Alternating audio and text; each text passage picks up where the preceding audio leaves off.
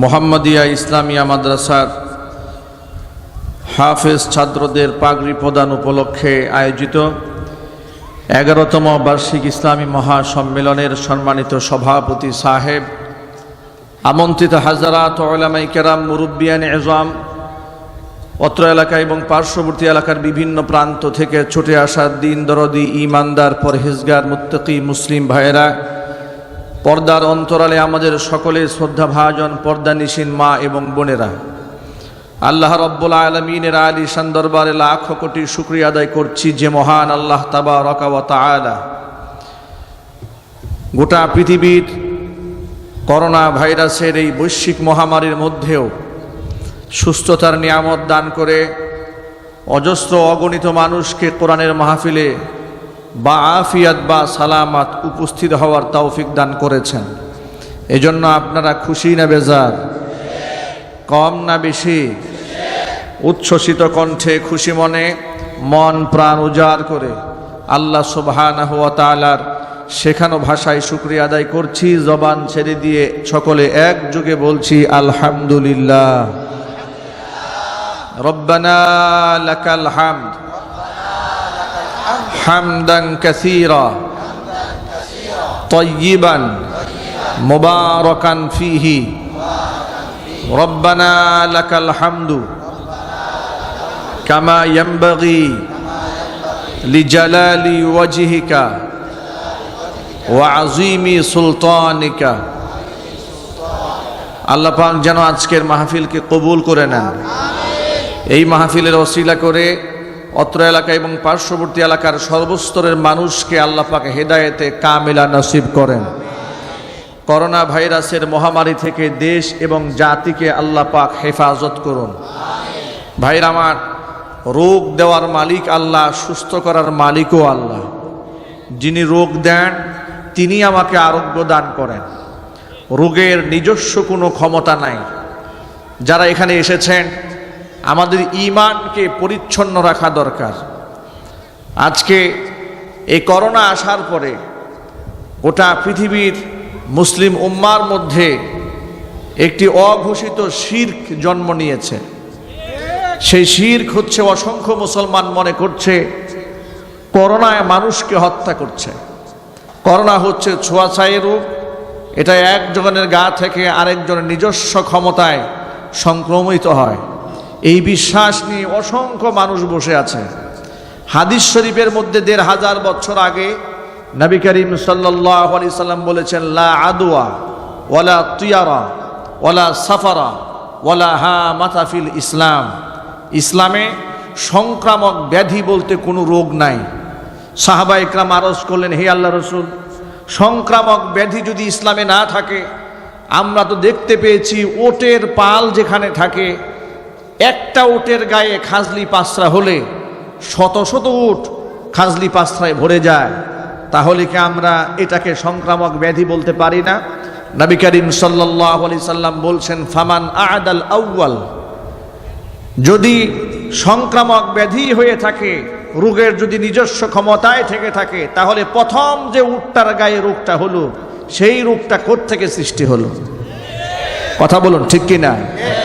নবী করিম সাল্লাল্লাহু আলাইহি সাল্লাম সাহাবীদের আকীদাকে পরিচ্ছন্ন করে দিলেন। এই জন্য প্রত্যেকটা মুমিন মুসলমানকে কোরআন সুন্নাহর মূল থিম বিশ্বাস করতে হবে যে সংক্রামক ব্যাধি বলতে ইসলামে কিছু নাই। প্রশ্ন হতে পারে, চোখের সামনে দেখেও কি বিশ্বাস করা যাবে না? এই প্রশ্নের জবাব হচ্ছে যে সংক্রামক ব্যাধি কোনো রোগের মধ্যে যদি আল্লাহ সুবহানাহু ওয়া তাআলা সংক্রমণের ক্ষমতা দান করেন এবং সেই রোগ অন্য ব্যক্তির গায়ে সংক্রমিত হওয়ার ফয়সালা যদি আল্লাহর পক্ষ থেকে হয়, তাহলে অপর ব্যক্তি এই রোগে আক্রান্ত হতে পারে, অন্যথায় এই রোগে অন্য ব্যক্তি আক্রান্ত হতে পারে না। কথা বলুন, ঠিক কিনা? এই আকীদা পরিচ্ছন্ন রাখতে হবে। যদি তাই হতো, সামাজিক দূরত্ব মেনটেন করা আর মাস্ক ব্যবহার করা, এই শুধু এতটুকুনের মধ্যে সীমাবদ্ধ থাকার কারণে যদি মানুষ রোগ থেকে বেঁচে থাকতে পারতেন, তাহলে ডোনাল্ড ট্রাম্পের করোনা হলো কেন? কথা বলুন। ডোনাল্ড ট্রাম্প কি আমাদের মতো ঘন ঘন মসজিদে যাতায়াত করতেন? এরকম হাজার হাজার মানুষ মিলে ওয়াজ শুনতেন? বরং ডোনাল্ড ট্রাম্পের রুমে স্ক্যান করে লোকদেরকে ঢুকানো হতো। আপনারা জানেন বর্তমানে বিমানেও যখন যাত্রীদেরকে উঠানো হয় তাপমাত্রা টেস্ট করা হয়। গোটা বিশ্ব মিডিয়াতে প্রচারিত হয়েছে করোনা মহামারীর মধ্যে ডোনাল্ড ট্রাম্পের একটি অফিসের মধ্যে তার কোনো এক কর্মকর্তা, সরকারি ঊর্ধ্বতন কর্মকর্তা, তিনি হাসি দিয়েছিলেন। শুধুমাত্র হাসি দেওয়ার অপরাধে লাইভ টেলিকাস্ট হচ্ছে, এই লোকটাকে তিনি ঘর থেকে বের করে দিয়েছিলেন। এত সতর্ক থাকার পরেও তাকে করোনায় ধরল কেন? এই প্রশ্নের জবাব কি? ঢাকা শহরে আপনারা দেখেছেন এক মা করোনা রোগে আক্রান্ত তার শিশু সন্তানকে 10 দিন বুকের সাথে আগলে ধরে রেখেছিলেন। ডাক্তাররা বলেছে এই সন্তান বাঁচানোই মুশকিল, মা সন্তানকে বুক থেকে আলাদা করেনি। কোথায় সেই মা? তো করোনা রোগে আক্রান্ত হলেন না। এই প্রশ্নের জবাব কি? আমার দেশের বড় বড় নেতা কর্মীরা করোনায় আক্রান্ত হয়েছেন, সাংবাদিকরা আক্রান্ত হয়েছেন, বড় বড় বুদ্ধিজীবীরা আক্রান্ত হয়েছেন। যারা এই দেশের সবচেয়ে সচেতন মানুষ তারা আক্রান্ত হলেন কেন? তারা কি ঘন ঘন মসজিদে আসতেন? না, তারা ঘন ঘন মসজিদে আসতেন না। তারা কেন করোনায় আক্রান্ত হলেন? এই প্রশ্নের জবাব পৃথিবীর কোনো ডাক্তার, কবিরাজ, ইঞ্জিনিয়ার দিতে পারবে না। এই প্রশ্নের জবাব দিতে হবে কোরআন এবং সুন্নাহ থেকে। এই জন্য আকীদা সাফ করতে হবে।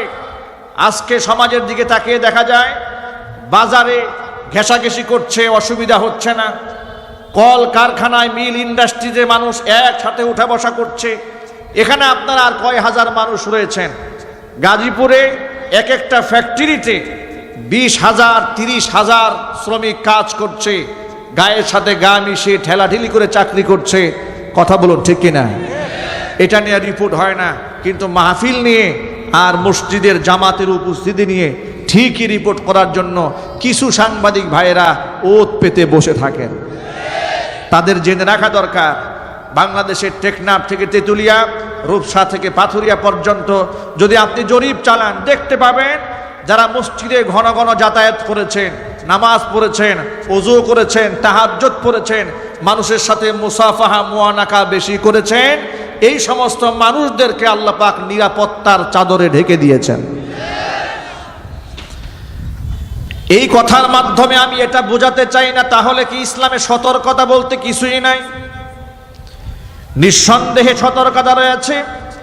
বিশ্বনবী জনাবি মুহাম্মদ রাসূলুল্লাহ সাল্লাল্লাহু আলাইহি সাল্লাম বলেছেন, যখন তোমরা ইদা সামিআতুম বিত্তাউন, যখন তোমরা কোনো এলাকার মধ্যে মহামারী দেখা দিয়েছে শুনতে পাবে, ফালা তাদখুলুহা, ওই এলাকার মধ্যে নতুন করে প্রবেশ করবে না। ওয়ালা তাখরুজু মিনহা, সেখান থেকে তোমরা বের হবে না। ভাইয়েরা আমার লক্ষ্য করেন, প্রশ্ন হতে পারে একদিকে আল্লাহর হাবিব সাল্লাল্লাহু আলাইহি সাল্লাম ঘোষণা করলেন ইসলামে সংক্রমণ ব্যাধি বলতে কিছু নাই, আরেক দিক থেকে আল্লাহর নবী সাল্লাল্লাহু আলাইহি সাল্লাম মহামারী আক্রান্ত এলাকার মধ্যে ঢুকতে নিষেধ করলেন কেন? সেখান থেকে বের হতে নিষেধ করলেন কেন? এই প্রশ্নের জবাব বড় সহজ জবাব। এই প্রশ্নের জবাব হলো আল্লাহ নবী সাল্লাল্লাহু আলাইহি সাল্লাম বের হতে নিষেধ করেছেন ঈমান পরিষ্কার রাখার জন্য, ঢুকতেও নিষেধ করেছেন ঈমান পরিষ্কার রাখার জন্য। কারণ রোগ ব্যাধি আল্লাহর দেওয়া, কখন ব্যক্তি রোগ আক্রান্ত হবে কেউ জানে না। যে লোকটা করোনা কিংবা কোনো মহামারী দেখা দিয়েছে এমন এলাকার মধ্যে প্রবেশ করে আর সেই লোকটা যদি রোগে আক্রান্ত হয় কোনো কারণবশত, তার ঈমান নষ্ট হয়ে যাবে। সে মনে মনে ভাববে আমি যদি এলাকায় না আসতাম তাহলে আমার এই রোগটা হতো না। কথা বলুন ঠিক কিনা? এর দ্বারা তার ঈমানের মধ্যে ঘাটতি চলে আসতো। এই জন্য আল্লাহর হাবিব সাল্লাল্লাহু আলাইহি সাল্লাম মহামারী দেখা দিয়েছে সে এলাকার মধ্যে ঢুকতে নিষেধ করেছেন, আবার সেখান থেকে বের হতেও নিষেধ করেছেন। এই জন্য এই লোকটা যদি সেখান থেকে বের হয়ে আসার পরে মহামারী থেকে বেঁচে যায়, ওর আকীদা নষ্ট হয়ে যাবে। সে মনে মনে ভাববে যদি আমি সেখানে থাকতাম নির্ঘাত আমার মৃত্যু হতো, আমি এই মহামারীতে আক্রান্ত হয়েই যেতাম, যেটা ইসলামের আদর্শের সাথে সম্পূর্ণ সাংঘর্ষিক। এই ঈমানকে পরিচ্ছন্ন রাখার জন্য আল্লাহ রাসূল সাল্লাল্লাহু আলাইহি সাল্লাম মহামারী আক্রান্ত এলাকার মধ্যে প্রবেশ করতেও নিষেধ করেছেন, সেখান থেকে বের হতেও নিষেধ করেছেন। এই কথাটি কি বুঝতে কষ্ট হয়েছে আপনাদের?